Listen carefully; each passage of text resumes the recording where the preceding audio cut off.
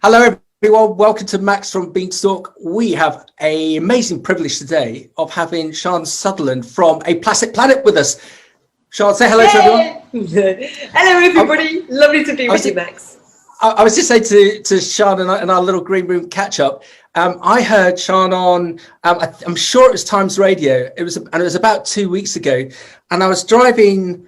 Sian, I don't know about you. Times Radio is a relatively new UK radio station, and it's powered by a Times newspaper. And it's fascinating the world of media at the moment. That a print newspaper has gone and set up a radio station to try and upsell the papers and also upsell the radio station. And I listened to it a lot. Sian came on and was incredibly articulate about this subject, about plastic.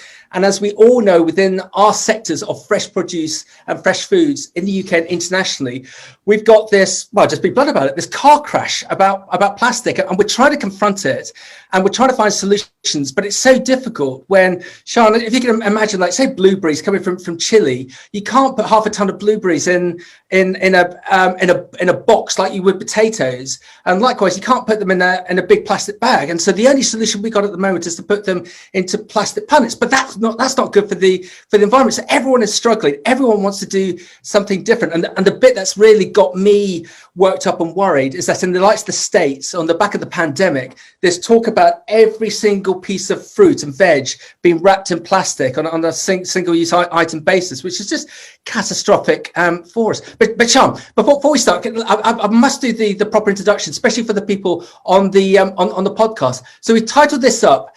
This broadcast with Sian is Fresh Produce and Our Relationship with Plastic. How do we mitigate its use and fast? And we wanted to find out, so with having this conversation with Sian.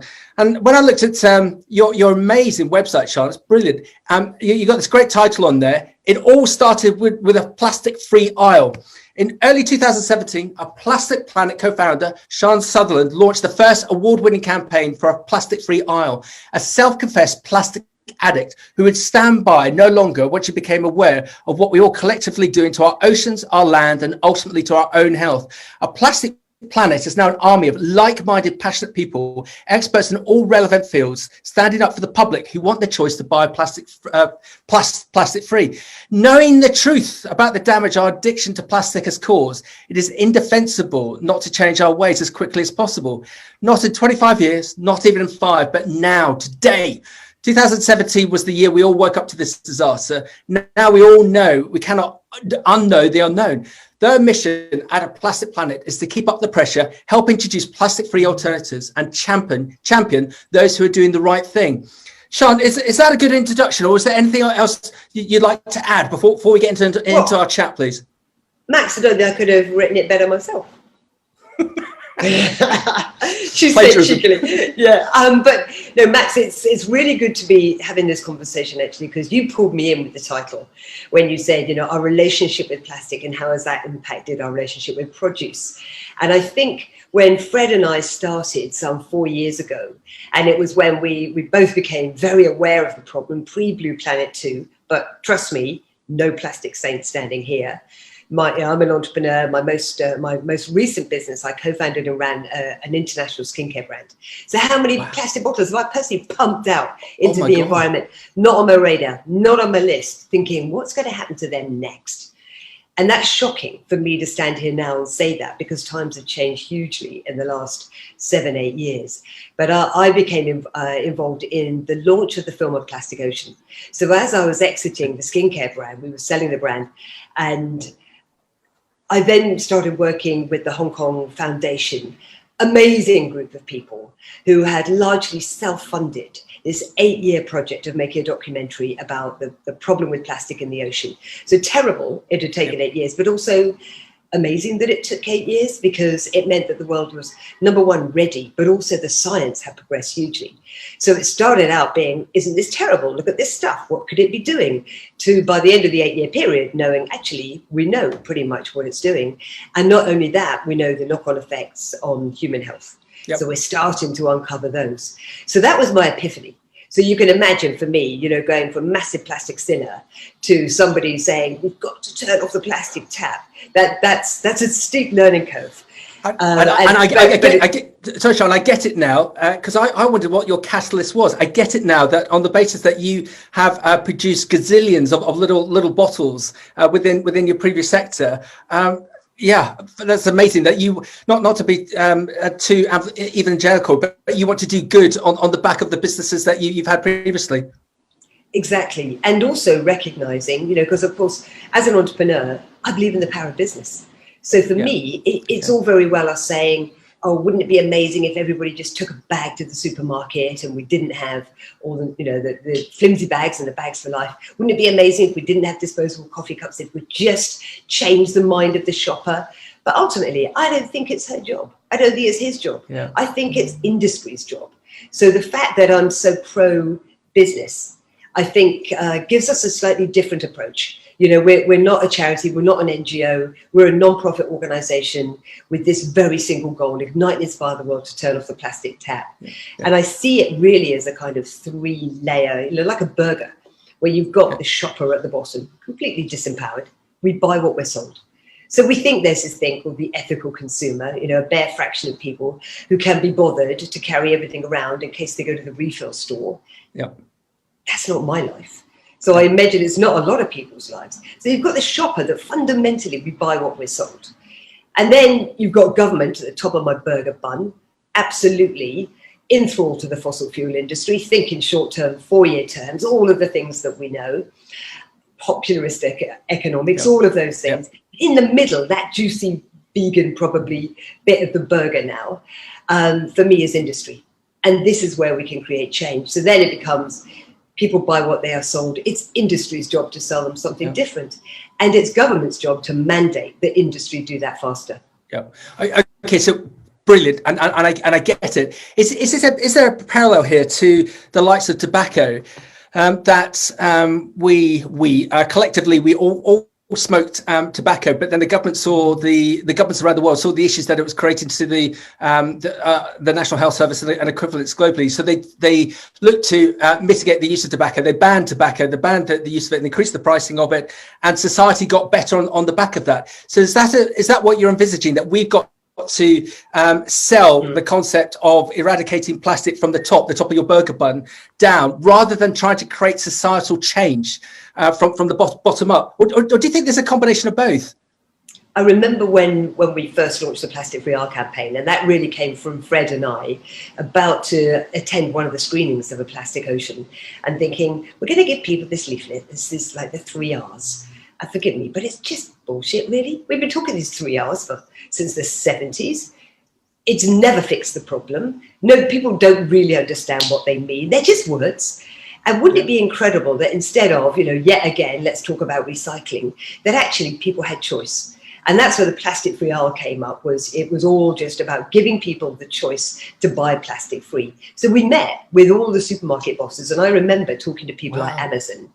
And Amazon actually gave me, said these words of, when the public tell us they want it, we will deliver it. And the public aren't telling us that right now. And we've got to worry a little bit about the fact that, my sustainability agenda right now, because he was brand new to the job, I felt for him, is looking at child labour, and making sure that we say that we pay tax in at least one jurisdiction globally. So those were the issues of the big Amazon type players some 4 years ago. And all the supermarket bosses, of course, we had a lot of media attention. They took our meetings. Nobody had any intention of changing. And it took the catalyst of course, Blue Planet 2, that suddenly everybody had a plastic pledge or a pact or whatever, and the world woke up. But we must never confuse those pacts and pledges with action, because the reality is very, very little still has happened. We opened the Plastic Free Isle, that was February 2018, and here we are now, June 2021, and I will go across the road to Westfield, and I'll go into M&S, I'll go into Waitrose. It's a sea of plastic. Yep. So very little has actually changed, and the produce aisle is a great example of that. Yep, and it annoys me about the likes of M&S.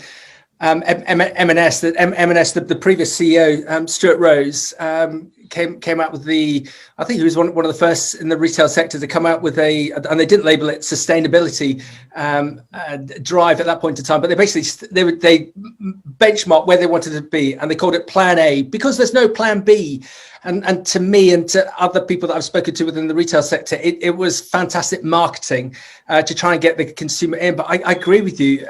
M&S is a lovely store to go around, but the amount of plastic that you see, it's frustrating. And just go back a bit. It was just pre the pandemic. I remember I posted up a picture. It was about this time of year, and it was just when British produce was coming online, and I took a picture of a punnet in plastic of British raspberries, British strawberries, and British blueberries. I was just at the Sainsbury's store, took this picture, 3 punnets, plastic punnets, and pushed it out onto our social media saying, which one do you prefer? I've never had a post since with where I got so many negative comments about this is disgusting, plastic shouldn't be used, and that later that week I got pulled up at a dinner party. I'm in Suffolk, so you go to these lovely enjoyable dinner parties, and I went to this lady's house for this dinner party, and she was leaning against her Arga, and it was May, June, Arga going 24/7, burning a hole in the ozone layer, saying, Max, it's deplorable that you're promoting the use of plastic. There must be another solution. So she's leaning against the Arga. She's in a 6-bedroom house. She's got a Range Rover outside. She's got a BMW X5. She's got a swimming pool that's powered 6 months of the year by oil. And they go on 4 trips a year overseas, or they did. And she was having a pop at me about this environmental thing. So I get exactly where you're coming from, that we need to, here goes my buzz term, we need to drive societal change, but it's got to come from the top. You've done so much in such a small period of time. And do you think on the back of the pandemic, if anything, you're in the zeitgeist now that everyone is looking to create a difference, to environmentally we're seeing where we should be? This whole word sustainability, whether it's been used for the right reasons, is very much in the zeitgeist at the moment. You must be proud of what you've achieved, and you must be excited about what you're going to achieve in the future. Well, I think, we rarely pat ourselves on the back, to be honest, because this is a world where it's not like business where you hit your KPIs and that's it, and you're on to the next year. With the plastic fight, it's relentless. It's never ending. We're never making enough difference. The truth is that we are now forecast to treble plastic pollution by 2040. And therefore, and because we're trebling plastic production. And the truth also is that every single voluntary commitment, from Kraft Heinz to Unilever to P&G, everybody that we know, the Coca-Colas, everybody that we know, and governments, including the UK and the EU Plastic Pact, if all of those actually reached their goals, we would see a 7% reduction in that trebling. A 7% reduction in that trebling, that's all. And none of them are on target, because it's been hard to wean ourselves off plastic. But what I understand, you're talking about the lovely Arga lady with a big Chelsea tractors out in the drive and everything else, and just guzzling carbon. But the thing about carbon for most people is, I don't know, I can't see it. I can't feel it. It's very intangible for people. And the reason that people are so emotionally driven by plastic is, number one, there's no plastic deniers out there. Number two, it's so recent. So it's my generation that made this mess. It's not 200 years of industry. And number three, it's so tangible. It's so visible. We feel, I think, relentless plastic guilt every time we fill up that recycling bin in the knowledge that there are no recycling fairies. It's never going to happen. And I think it's the gateway. So much as I know it looks really tokenistic, and Max, can you just sort something out with your post about your little plastic trays for produce, when all of this is going on. If we crack plastic, we will crack so much else. Because if you look at what is the cause of the carbon crisis and the climate crisis, this massive ramp up in hyperproduction to feed the needs, the hungry beast of our hyper-consumptive lifestyles. We buy, particularly in the UK, we buy so much stuff now. Ding, ding, ding, buy now, get it in, get it on Get Here for in 7 minutes now. We buy so much stuff. In the UK, we have the biggest third-party outsourced storage business in the world. Yep. Because we own so much stuff, we have to now outsource the storage of our stuff. Yep. So for me, the reason that plastic is so important, well, of course, because many people will say, Sean, it's about carbon, it's about the climate crisis. We'll deal with plastic down the road. But if we deal with plastic, if you look at what is the one material that enabled us to ramp up to these massive levels of production with the huge factories in China pumping out, using coal, pumping out all the greenhouse gases, all the things that we know have caused the problem that we have. What's the one material that enabled us to make things so lightweight, so cheaply, so easily, so conveniently that we can use them once and chuck them away and therefore buy another? Yep. And that material is plastic. So if we change plastic, then I think we will change everything, because it will not be as simple as let's change plastic for another material that's slightly less toxic in every way. It will be a system change. Yep. And what I find exciting through the pandemic, and then I'll pause the breath, what I find exciting through the pandemic is the acceleration of what an acceptable level of change is now. And it used to be, I'm going to switch from this to something that's slightly greener. Maybe it's 30% recycled, or it's ocean plastic, terrible weasel word, emotional plastic. Then what? Back in the bin, back into the container ship. But if we actually wean ourselves off these materials and then look to a systems change, which I think is now the acceptable bar of change, that height of change, then we're going to see some extraordinary things happen. And it will be about 21st century models of refill, not going back, not inconvenience. None of us are going to wear inconvenience. We're equally addicted to convenience as we are to plastic. But what's the new model of how we're going to buy things? Can we buy less, buy better? It's not about economic deprivation here. It's can we buy better, but just buy less, create less waste. 2 billion tons of waste every single year created by humans. This isn't normal. Can we share more? Can we repair more? Can we borrow more? All of those things that I think this is a very exciting moment that I never dreamt, actually, when we launched 4 years ago. I never dreamt that we would be where we are now, with the whole world thinking we need to change everything from the ground up. This isn't a tweak on the dial. This is a reinvention of the entire economic model. And Sean, what's fantastic about you and a Plastic Planet, I can't emphasize this enough, because you come from business, you can see this from a business perspective. You know the issues within a business, and again, no offense to NGOs or charities, you know what's reality in running a business, and also the influence that you can create in the likes of UK is also going to spread far and wide. I've been very blessed to travel fairly extensively through Africa. Africa's got the 10 fastest growing cities in the world, and oh my God, some of the plastic pollution I saw in some of the cities out there. But then if you look at the likes of Kenya's banned plastic bag usage, and asking retailers out there, this is fantastic. Why have you done that? Because we're following the British, we're following the Europeans, and water in Africa. Those plastic bottles are just absolutely everywhere. But there's now the new technology of the like pyramid bags and the disposable, and they're not reusable. They break down, unlike conventional plastic. And again, that's been led by the likes of yourself and the change that's been created within the British environment. With the Americans, we have a really close link with a big group out in America called United Fresh, and we've got a broadcast coming up with them. Because they think that we are better on sustainability and packaging, and we think they're actually better on marketing. They're allowed brands on the fresh produce, and we're not. And so we've got a broadcast coming up in the next couple of months on this whole area of packaging, because the Americans are really worried about it as well. They don't want to wrap an apple in plastic. You can't believe anything as ridiculous as that. But if that's what the retailer wants, and there's a method to do it that is sustainable, and the consumer's happy to pay for that and pay a little bit more, great. Sean, and can I put you on the spot slightly? If you with your business head on, if a produce company came to you and said, Sean, we're trying to find other avenues for plastic, and our plastic suppliers, they're great, but they can't keep up with the speed. What would your advice be to those companies who do want to make a difference, who do want to eradicate plastic? What would you be suggesting to them? What would your advice be, please?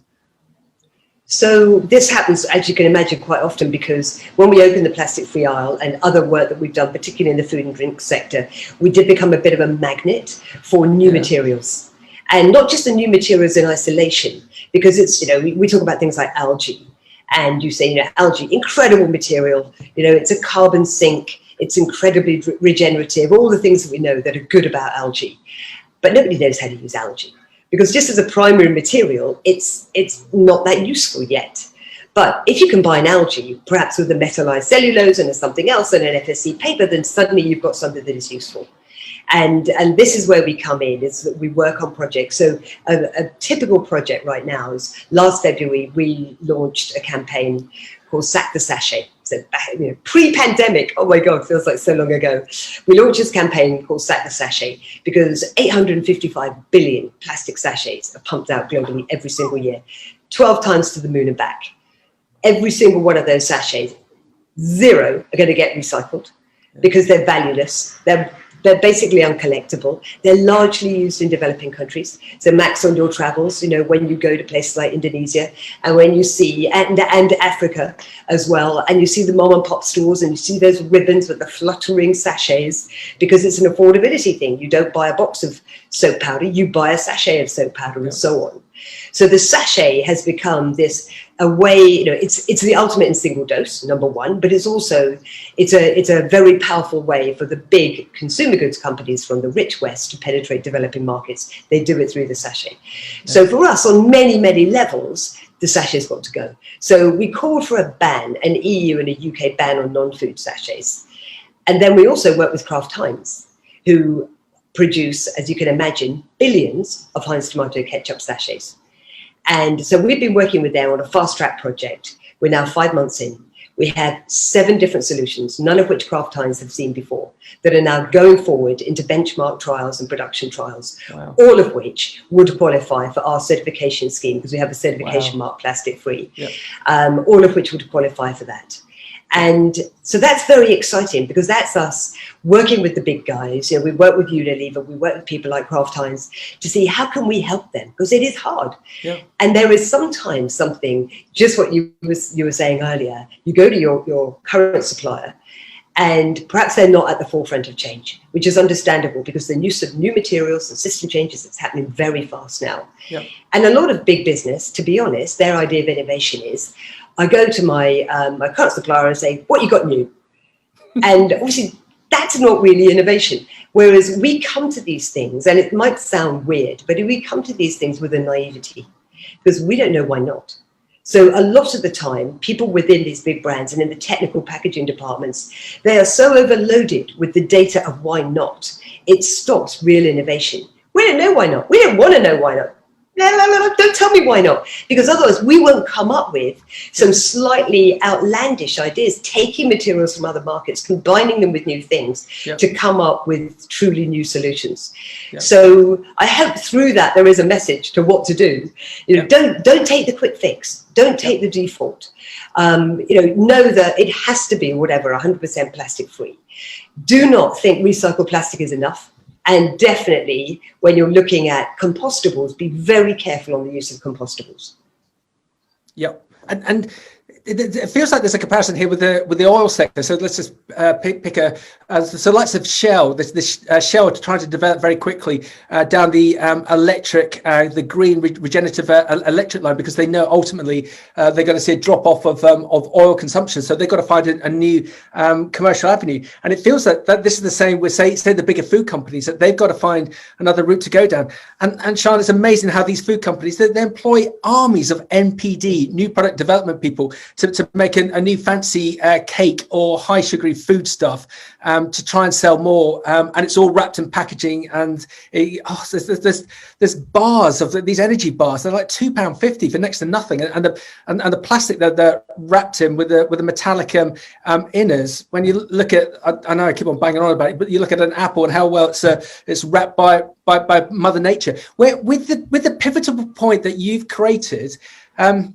Going off on a bit of a segue, and I'll just bring it back. I'm very blessed to have a look at a few investment decks that come our way from people within the food sector who are trying to raise funding. And there's a lot of people trying to find innovative ways around the packaging element. Over the weekend, thinking of our upcoming conversation, I was looking at a deck that is using waste potato peelings to make a form of plastic that can be reused, and they've created a relationship with one of the bigger potato houses in the UK. Should we be presenting you opportunities for packaging solutions so that you can assimilate it, and then you can present it to your contacts within the bigger business areas? Would that be okay to do so, or would that be a distraction for you? No, that would be wonderful. And I'll tell you why, Max, because one of the things that we're doing is that we've recognized that there is a massive knowledge gap. And that knowledge gap is fundamentally, if you think everything in the world, be it a financial system to a bottle, to a box, to a Raspberry Pi, everything is designed. And if we can empower the creative community with the knowledge that they can think differently at the outset, they can design differently at the outset. So we want to build this platform, and it'll be hosted on plasticfree.com, and hopefully it will launch later this year. And it will really be built for the creative community, of which there are 160 million creatives by 2025, with all the plastic-free materials, makers, converters, systems changes.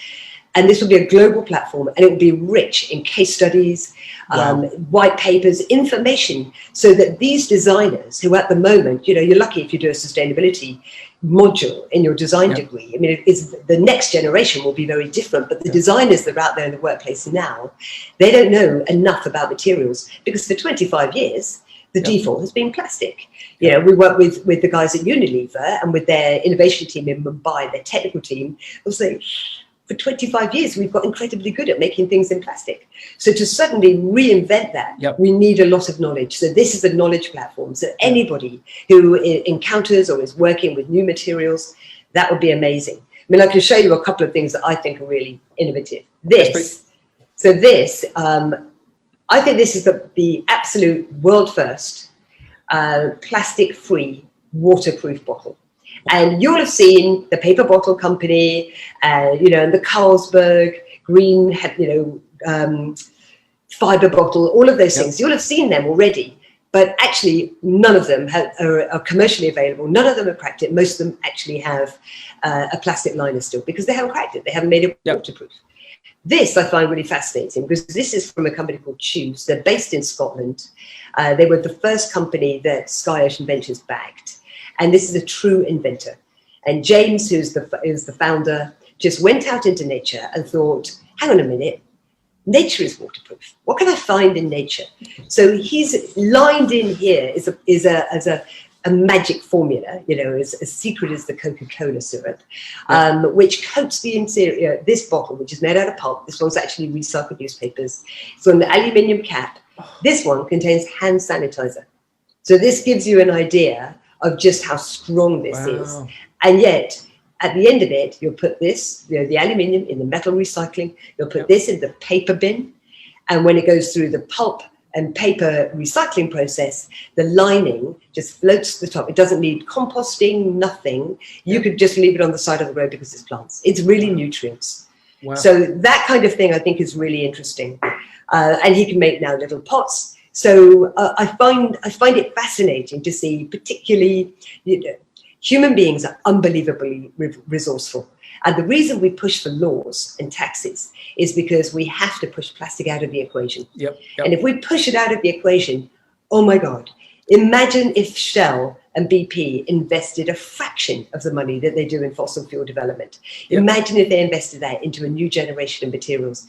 As you say, using potato peel, using agri-waste, using plant protein, using cellulose, the most abundant material on the planet. Things that nature can actually handle. And let's not mess with them too much, because otherwise nature won't, will add toxins, because you can see that's already happening in some of the new vegan leathers and things like that, a lot of plastic in those. We just need to be very careful, and we need to leapfrog an awful lot of other mistakes we could potentially make to get to a place where we make things better. Well done. If there's one thing I've learned over the last year, having done 100 of these broadcasts in the UK and internationally, it is the word collaboration. And the answer isn't with you, isn't with me, but collectively within our networks, and all coming together as one to form, to create a solution. Is it okay if I show this broadcast, present this broadcast to a number of trade groups in the UK and internationally? Because it feels like we need this sort of go-to linchpin, and without trying to overwhelm you, for companies to come with you, and that they might have innovative ideas, but they don't have that contact within a Unilever or Nestle. I think what's really exciting is this logo, this brand. Can you just tell us a little bit about that, please? Because that sounds a fantastic concept, idea, branding. Yeah. So this is our plastic-free certification mark. So we certify products and packaging 100% plastic free, and it sits on the front of packaging because, quite simply, you've got a millisecond as the shopper is going down the aisle to catch their eye and to take the guilt away. And there are some materials that look and feel a little bit like plastic. We've seen the crinkly salad bags they're just home compost. Some of those things we actually consider those plastic free because they're not made out of fossil fuel. They do not belong in any other recycling system other than paper or composting. And the whole thing of composting is very interesting to me because I find the concept of soil, and obviously, you are all about produce. And if anyone hasn't watched the documentary Kiss the Ground, they have to watch that documentary because it makes you realize, there was this incredible fact in there that if we just increased the amount of plants in healthy soil by 0.4%, the carbon sequestering of those plants by 0.4%, that would equate to the carbon output of humanity for an entire year. Wow. And when you hear that, you just realize, we've got the atmosphere, we're united by one atmosphere, we're united by one ocean, but the thing that nobody talks about is soil. And again, plastic is very relevant here because of our use of plastic for things like, you showed me that apple, it had a little sticker on it. That sticker is plastic. That sticker, if you put that apple core or even the sticker, as we do, you pop it into the same bin. And if that then goes into a food composting system, we're plowing this plastic into the soil. So one of the things that we're very keen on is really trying to clarify this mess of when should you use a compostable material and when is it inappropriate. And of course, you have to go back to the composting industry and ask them, what do they want? What gives them healthy soil? Because we are about, in the UK, and the whole of Europe, we're about to massively ramp up the collection of food waste. So it's incredibly connected to the produce industry, is how can we ensure that there's very little plastic in the entire supply chain of produce so that we stop it getting into soil? Because plastic equals dead soil, and we have to look after our soil. And the other incredible comment from Kiss the Ground is that in a handful of soil, there are more organisms than humans have ever inhabited our planet, in one handful of soil. And then you look at us going to the garden centre and buying a plastic bag of soil and just think, hang on a minute, there's something that's gone crazily wrong here. How can there be living soil in this plastic bag? For many, many reasons. Number one, plastic, but number two, how can it be a living thing? And we have to go back to treating our soil with respect. There's up to 23 times as much plastic in our soil as there is in our oceans. Yep. So where our produce grows, the building blocks of future generations, we've got to look after the soil. And there's a huge attraction at the moment towards fresh produce. We said it on a number of broadcasts previously that in the last recession, a number of funds wanted to invest into agriculture because they saw it as a safe haven. And we've seen a duplication again that post-COVID, post the pandemic, that there's a number of investors coming into agribusiness, but also fresh produce, because they can see that there's going to be an upsurge of people looking to buy more fresh produce and plant-based foods. But again, the societal change that these companies, these funds, you would hope that they'd only be looking to invest into businesses that are going to have a sustainable approach to them in the respect of looking to reduce plastic and trying to find out other forms of packaging around there. If I could give you the proverbial magic wand, what would you realistically like a plastic planet and all of us to achieve in the next 5 years? What do you think is realistic with this really odd, crazy time we're in, but it's going to hopefully accelerate things. What would you like to achieve in the next 5 years? I think, when we talk about what the levers of change are, and much as I don't want to be a scaremonger, I think, obviously levers of change are things like taxation and policy change and new material availability and solutions. All of those are great levers to change. But your reference to the tobacco industry, I think the biggest lever of change in the plastics issue, the plastics crisis, will be irrefutable proof of the impact on human health.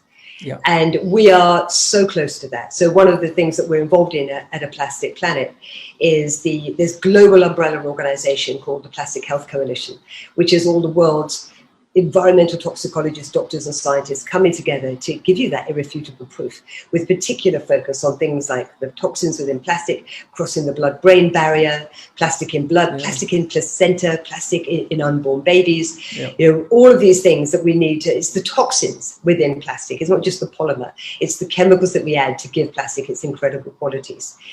And so I think in the next 5 years, a massive lever of change would be for governments to wake up to a new level of responsibility, for us to have serious taxation and laws banning plastic. We are very involved in the global plastic treaty dialogues. 71 countries globally have called for a UN Paris Agreement on plastics. They meet in February next year. So we are part of the Stewardship Council, bringing together some 250 stakeholders. And that's from ExxonMobil, Coca-Cola, Dow Chemical, the American Chemistry Council, all the way through to the NGOs of the WWF, the Zero Waste and Greenpeace, and all the consumer brands in the middle, bringing them together into a safe space to have these conversations, these dialogues, to talk about the need for a global treaty and how we can change. And as you say, collaboration is everything, but we need to avoid tokenism, that word, greenwashing. We need to realize that this is an opportunity for us to buy less, buy better, for us to share more, borrow more, refill more. There is a massive refill-olution. I mean, I'll show you one last thing, which is a project that we've been working with Unilever for 2 years, and this is Dove's refillable deodorant. And this makes me so excited because this launched in the US in February of this year. It's made out of stainless steel. It's guaranteed for a lifetime, and every month you throw away the bit that you don't throw it away. Wow. The bit you've actually consumed is the bit that you replace. So this is from Unilever. They own 50% of the world market share of deodorants. 1 billion people use a Unilever deodorant, and this is their most loved brand, Dove. And it's a huge commercial success. And what I love, and this is my message to everybody, is don't make sustainability, knitted armpit, hairy sandal all about denial. Look how beautiful this is. Don't you want this on your bathroom shelf rather than that bit of plastic crap that hits the bin every month? So I look at this and just think this is elevating sustainability to something that is beautiful and aspirational. And this is where luxury needs to go, because there's nothing more luxurious than something that doesn't hurt the planet. And to do an everyday product from the 5th biggest polluter on the planet that is a systems change like this from Unilever, this is when I say, and when people change, you have to applaud them, you have to reward them, you have to support them in every way. So anyone in the US, go buy this Dove refillable deodorant. Wow, that's like a Tesla for the bathroom, isn't it? It's gorgeous, isn't it? Isn't it? And I know I open my bathroom cupboards, and you look in and you just say, ugh. Plastic. You walk into Boots, God bless them. You walk into a Walmart or a Walgreen, and it's just an aisle. It's like what I've just stepped into Jurassic Park. What is this? Didn't they get the memo? All this horrible colored plastic, and I feel really excited that the future isn't going to be about that. It will be about refill. It will be about things of beauty. Like this beautiful aluminium, lightweight water bottle, 100% recyclable. Made in Spain. It's a Spanish water brand. And I just think, how beautiful is that? And that 71% of all aluminium ever mined still in use today. Wow. So this is a good use. If you have to have single use, then that's the perfect use of it. So I imagine a day when we will open our bathroom cupboards and think, why was that ever there? Not only in my fridge, but also in my bathroom. And Sean, just as you were sort of intimating earlier, it's going to be the positive ripple effects. On the radio this morning, Times Radio, they said about Primark. You can buy a T-shirt in Primark for £3, and you can just imagine the appalling supply chain element of that all the way through it, and when it becomes a waste and potentially lands in landfill. A couple of weeks ago, we had an amazing lady from Italy on who makes clothing out of waste citrus. Because it's cellulose, and and when that product has had its time, it just gets recycled to go again, just like your bottles. Just go back a bit. So, what are your thoughts about COP26? Are you seeing anything there that's going to pull a lever and create a positive change?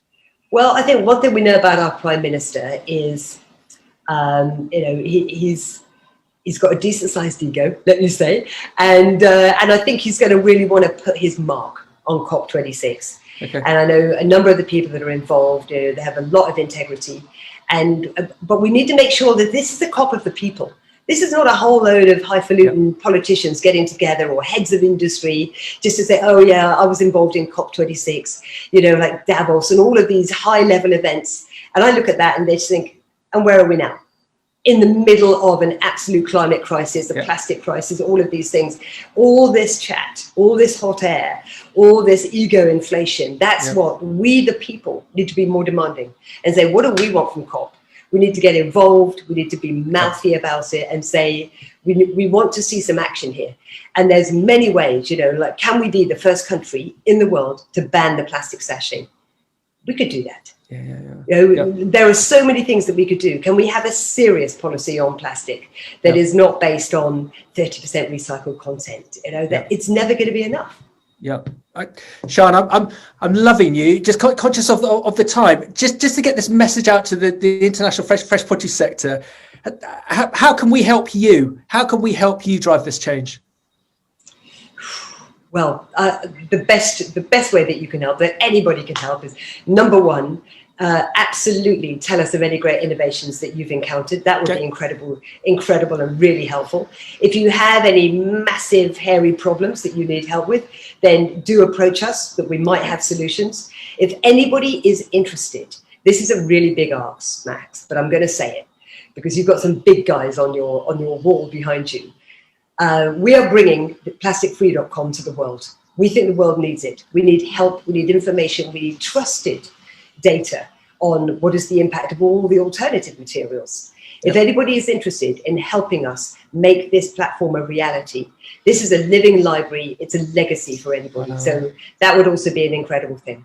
Okay, I can't speak for our contacts, but I will look to make the direct approaches on your behalf, that if they can help you, even on a trial basis, because well, as M&S said, it's the plan A, because there is no time for a plan B. We all need to create this change for our generation, and more importantly for the generation that's coming up. Sean, I think what you've achieved so far is amazing, but it's like your book with your colleagues is only like a third of the way through. It feels like there's more to come. It's going to be amazing to watch you progress. How can we find out more about A Plastic Planet, please? If anybody wants to see, just go to aplasticplanet.com. Don't forget the A, where you find some dodgy German film. Or obviously you can follow us on LinkedIn or Twitter or Instagram. And we will keep fighting the plastic fight. We're doing this for everyone. And just as you say, Max, the decisions we make today, they don't just impact us. No. They don't just impact our children, but the decisions we make today, because the next 8 years are so important in every single way. Yeah. It's the trillions that are yet to be born. This is the legacy that we're creating right now. Wow. So let's use this time wisely. And also know all these little individuals, anybody who's listening today, 4 years ago, 2 unreasonable women decided that they had to use their business experience, their marketing skills to try and create something that would be a catalyst for change. Yep. Who knew? Who knew that we would be doing what we're doing today? Yep. And it just shows you time and time again, none of us, we have no idea how much power we have. Yeah. But you are only started your journey. That's the most exciting thing for me. That you're going into this adventure, and the adventure is the journey. So it's going to be fascinating to watch you. Charles, before we wrap up, what's your favourite fresh produce, please? Oh, probably raspberries. Ah, fantastic. And how would you serve your raspberries, please? Either with a little bit of skyr yogurt or on top of my porridge. Excellent. We'll see if we can organise some British raspberries to be sent to you and your team. Watch this space. Oh, God, there's a promise. Sian, thank you very much for your time. Let's collaborate. Let's everyone work with Sian and her amazing team. Let's get out there. Let's create this legacy. Let's create this difference. Sian, thank you. We can do this. Come on. Thank you, Max. Well done. Thank you, Sian. Keep safe. Thank you. Bye.